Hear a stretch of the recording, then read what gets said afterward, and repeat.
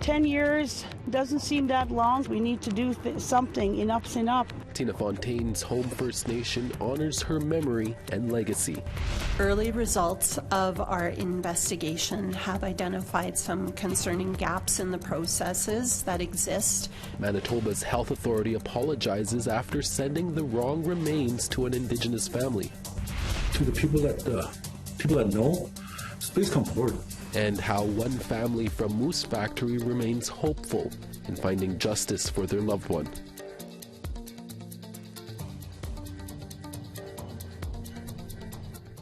Tanse, good evening. I'm Cree. Welcome to APTN National News. Community members in Manitoba came out to remember Tina Fontaine with a walk in her home community on Saturday. It was the 10th anniversary of when the 15-year-old's body was discovered in the Red River in Winnipeg. Sav Jonza has more.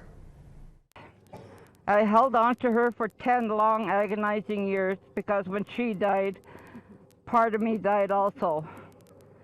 Now she wants me to let go, let her be at peace, and for me to go on with my life. Losing Tina Fontaine hasn't gotten any easier for her great-aunt, Thelma Favel.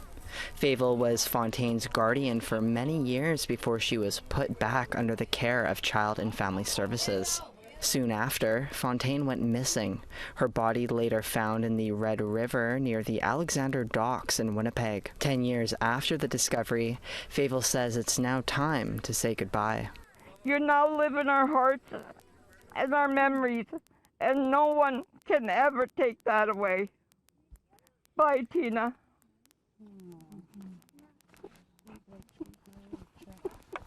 Favel was supported by several dozen people during a memorial walk in Seguin, Anishinaabe Nation on Saturday. 120 kilometers northeast of Winnipeg, it's where Fontaine's body is laid to rest next to her father. Drums, singing, and grief could be heard on the journey to a monument for missing and murdered Indigenous women and girls. I was part of the walk 10 years ago when we did it in Winnipeg, and that's just starting to come in, and I feel really overwhelmed with emotion right now. The vulnerable Fontaine was only 15 years old when she was navigating the downtown streets of Winnipeg leading up to her murder. She had been in and out of Child and Family Services care multiple times since she was 1 year old. Advocates say the CFS system failed her and that changes still need to be made 10 years later. I think it remains the same, although, there is hope with the new child welfare legislation that's federal child welfare. I think, it gives the communities a say of where their children go, which is a good thing, right? They don't end up on the streets like the way Tina was exploited. No one has been convicted in Fontaine's murder. The only man charged in her death was later acquitted and died earlier this year. Fontaine's story sparked the federal government's national inquiry into missing and murdered Indigenous women and girls. 231 calls for justice came out of the report, but family friend Marilyn Kershane says they've gone unanswered. We need to stop these people that are taking our girls off the street and taking them for whether it's sex trafficking, whether it's for, selling them. We have to stop that. That's our responsibility that we take today. So we need to do that. We need to figure something out, but the only way we can do it is simple. Work with yourself, work with your families, work with your community, work with your nation. Families Minister Lonnie Fontaine says it's thanks to Fontaine and the families of MMIWG2S that wider society is even aware of the ongoing crisis. I always say that all of the work that MMIWG2S families did over the last 30, 40 years, it was a slow but very consistent process of planting seeds in the public consciousness that here is this issue. And Tina Fontaine's murder is what unleashed and allowed that to flourish. Minister Fontaine says Seguin Anishinaabe Nation has the highest numbers of MMIWG2S across the country. A message for the world was shared by those attending the walk. The lives of Indigenous people are sacred and need to be protected. We just have to keep praying that this doesn't happen anymore. It has to stop sometime. And Tina started an earthquake when her body was found 10 years ago today. It was so devastating to hear that she was gone. And I was holding on to her. I was keeping her alive in my heart and in my mind. But today I'm saying goodbye to Tina. Sav Jones, APTN National News, Winnipeg. Thank you, Sav. Last week, the family of 44-year-old Keith Shannon Wilson from Pimachikamak Cree Nation was notified by Manitoba Shared Health that the funeral home received the wrong remains. The body was then sent to the funeral services, and the family unknowingly grieved for and buried the wrong person in Norway House in late July. The incident has left the Wilson family in serious shock, and the family will now have to organize another funeral for Keith Wilson. On July 12th, Wilson's body was found in the Jack River near Norway House Cree Nation after he went missing for a month. Manitoba's provincial health authority is now investigating. The wrong body will be exhumed, and the First Nation is seeking a reimbursement. Now, Manitoba's health authority says what happened with the Wilson family doesn't appear to be an isolated incident. Early results of our investigation have identified some concerning gaps in the processes that exist to prevent this type of occurrence. And we have become aware of 2 other near misses that have occurred in recent weeks.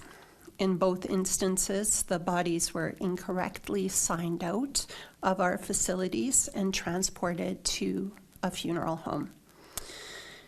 These errors were identified, bodies were returned to our morgue, and families were notified of that mistake. Manitoba's Shared Health says it takes full responsibility for the errors and is seeking an external partner who will help to review existing processes and offer recommendations moving forward. The Yukon's Coroner Service is reporting a lower number of drug-related deaths in the territory compared to the same time last year. The service has investigated 6 drug-related deaths this year compared to 12 deaths last year. Out of this year's 6 deaths, only 1 involved the use of cocaine. Benzodiazepines were also seen in 1 case. Meanwhile, 10 of the 12 deaths last year involved opioids, while 11 involved cocaine. The service says the situation in the territory looks to be improving. In total, it investigated 23 drug-related deaths in 2023. Earlier this month, 5 inmates at Pinegrove Correctional Centre started a hunger strike over jail conditions. The Saskatchewan government claims all inmates are taking their trays, but a concerned mother says that's not true. APTN video journalist Rachel May has more. The strike began on August 2nd, and one of the key concerns those on the hunger strike were hoping to see addressed was water quality. Allegedly, the water in Pinegrove Correctional Centre is making women in the facility sick when they consume it.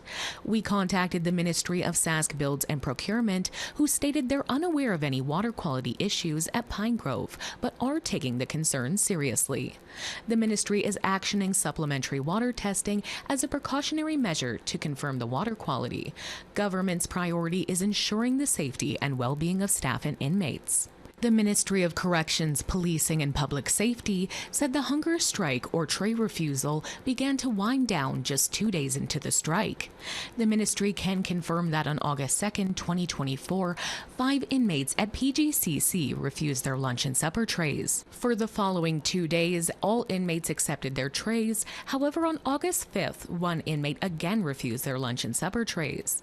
As of August 6th, all inmates have been accepting their trays. CPPS also said that when an inmate initiates a tray refusal, they also share their concerns or reasons for doing so to staff. A tray refusal ends when an inmate accepts their tray or states they are no longer refusing it. But for Faith Eagle, mother of one of the women, reports that her daughter is still not eating and is only consuming coffee with milk and sugar. Pinegrove won't dictate hunger strikes anymore. It's not how they want it or how they see it or how they think it's suitable for themselves. The girls are standing up for themselves, taking back their rights and not allowing Pinegrove to dictate them. Eagle says the 5 girls still fasting are hoping to spur change for all inmates in correctional facilities. Us as Indigenous people, we're speaking up for all of you, and even for the men in the correctional systems. We hear you, we see you, we know what's going on. Nobody's forgotten. There's no voices that won't be not heard. We'll make sure that you're heard. Rachel May, APTN National News, Saskatoon. A family in Moose Factory, Cree Nation continues to speak up for their loved one who died in a fatal hit and run. We'll speak to the father of that victim when we come back in about 3 minutes. Stay with us.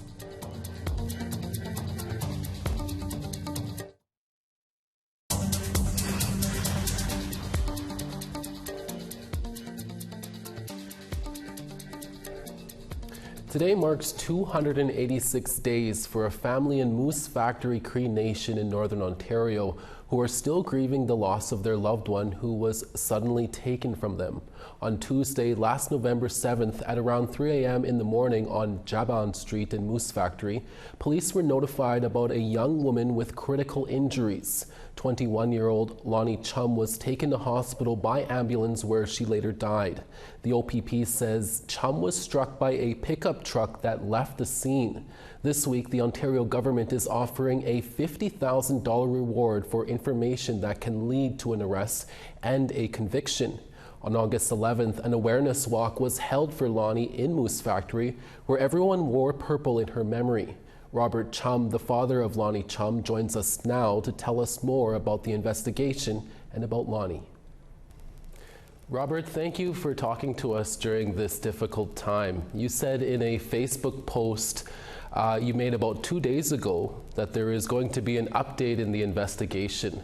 What are you able to tell us about that without compromising the investigation? Compromising is, I guess, what the update was the reward that I wanted to keep confidential until it was announced, because I know that the take of the investigation is going on. The process is slow. You know, being from a small community like Moose Factory and everybody's tight knit, they tend to keep their knit close, I guess what you call it. Everybody keeps quiet. Nobody talks. So, but with the reward, hopefully people come forward and start talking. That's what it was all about. So.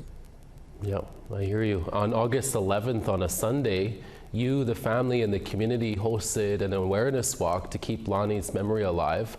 What was that event like for you? It was touching. It was. I'm very proud of my community members, my leader, my chief. I got to acknowledge him, Peter Wesley, and my deputy chief, Warren Hardesty. Also to the staff of the executive service of Moose Cree to helping us organize it. We planned it on our own. We just wanted to start off like as a family. Next thing you know, it bloomed up. I made an announcement a week prior while I was on vacation with my spouse. And then we came back and people wanted to help out. They gave us anything to help us out with the walk. And a lot of people showed up. Almost 200 showed up. Because it was a good appearance from everybody on Sunday afternoon in Moose Factory. Wow, great turnout. We walked 3 kilometers and everybody did it. Well, that's good to hear.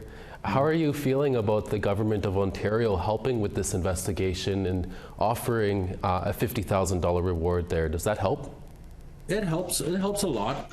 I know that we had talked to the chief and council about putting up a reward prior to this, but I know the OPP really, who I greatly appreciate, are doing a damn fine job with this investigation to match whatever Moose Cree did.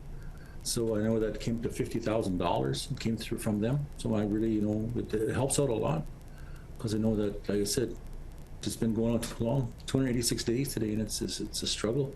Every day it's a struggle. But I'm glad that they stepped up, and it's about time. What is your message to those who may know something about what happened to Lonnie that night? my message to the people that know is please come forward.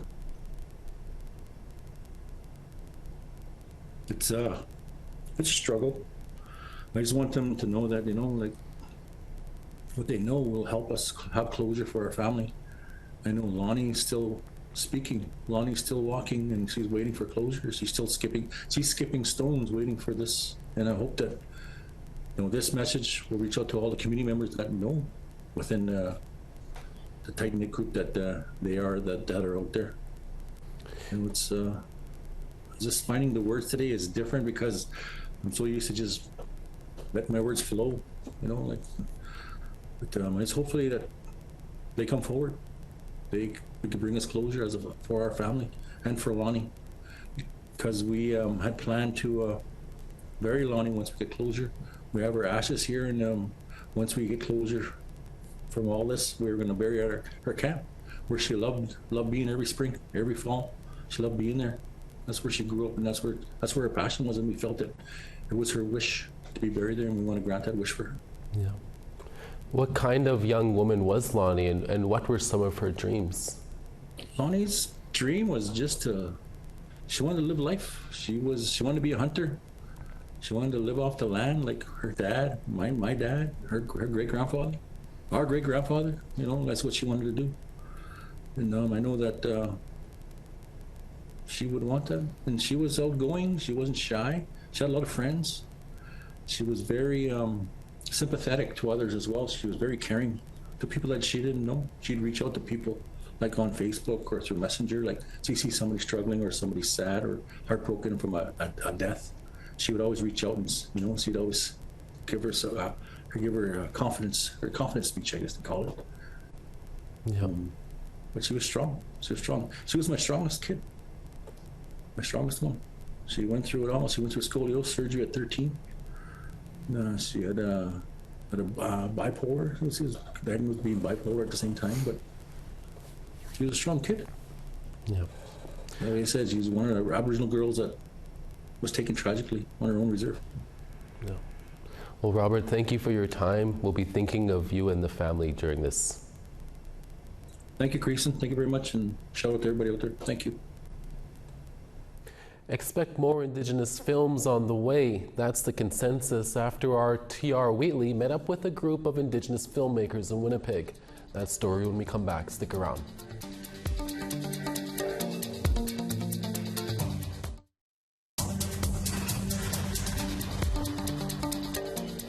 Welcome back. Time now for our photo of the day. Penny sent this ever-deadly photo taken by her friend of a barn cat enjoying the end to another day as he's perched on a fence post, overseeing his kingdom. Just remember to stay away from the dark, shadowy parts, kitty. Thank you for all the pictures sent in for our photo of the day, and remember to keep them coming by sending them to share@aptn.ca. Now let's take a look at tomorrow's weather forecast. Over to the east. Halifax 23, Fredericton 20, the Grand River 20, Nain 18, Saguenay 18, Gasp 20, Toronto 20, Sault Ste. Marie 22, Sioux Lookout 26, Timmins 20, God's Lake 28, Puckatawagan 26, Gimli 29, Dauphin 29 as well. Saskatoon 29, Yorkton 30, Buffalo Narrows 24, Uranium City 22, Grand Prairie 20, Fort McMurray 25, Southern Alberta, Medicine Hat 30, Edmonton 25, Southern BC, Vancouver 21, Bella Coola 18, Prince George 16, Dease Lake 17, Beaver Creek 12, Watson Lake 18, Yellowknife 21, Wrigley 15, Fort McPherson 12, Colville Lake 12 as well, Baker Lake 21, Cambridge Bay 18, and Clyde River 7 and Arctic Bay 12.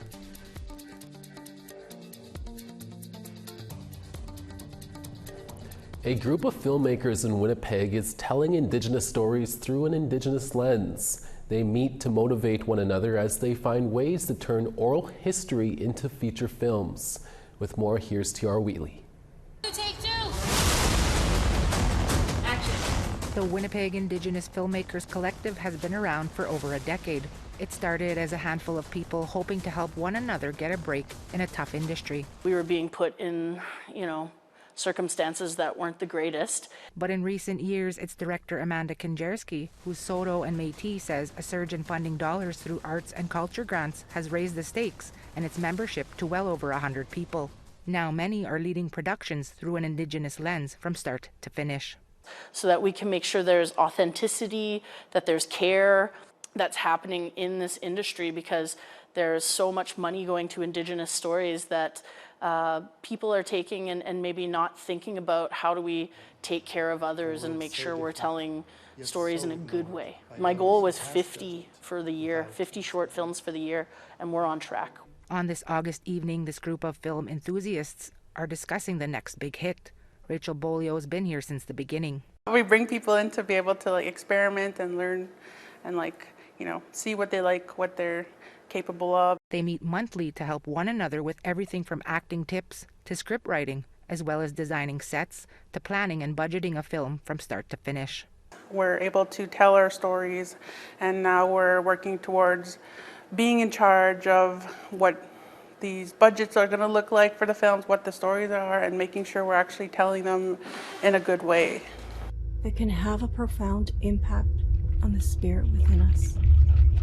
Oja Jack is Bolio's first major film. She's directed and produced, and it will soon be seen at festivals. Okay, so I'm proud that I have the language in there, and I'm also proud that the people that were part of it, 80% filmmakers were Indigenous on set. So having a budget from the Indigenous Screen Office to be able to hire Indigenous filmmakers and Indigenous actors, and just to tell an authentic Indigenous story. Telling Indigenous stories is also something that 20-year-old Kiera Barrett is passionate about.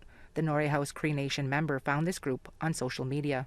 Everyone was super nice and easy to talk to. As the only visible Indigenous person in her studies at CMU College of Makeup, Art and Design in Toronto, she was grateful to find this group when she moved to Winnipeg. Going from no people to there being a whole collective of Indigenous people also doing what I love, it was just exciting, and it was just made me happy and proud, I guess.